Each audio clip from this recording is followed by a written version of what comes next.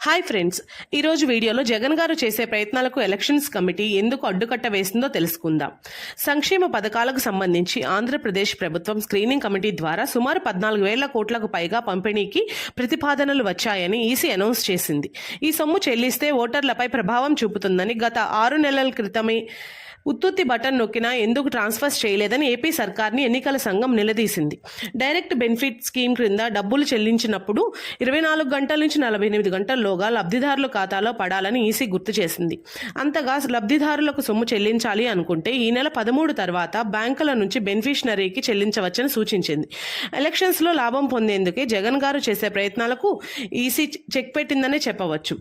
వచ్చే ఎన్నికల్లో లాభం పొందేందుకే జగన్ గారు ప్రయత్నాలు చేస్తున్నారని, సంక్షేమ పథకాల పేరుతో ఎలక్షన్స్కి 2 days ముందు డబ్బు పంపిణీకి జగన్ గారి ప్రభుత్వం చేస్తున్న ప్రయత్నాలకు ఈసీ బ్రేక్ వేసిందని చెప్పవచ్చు.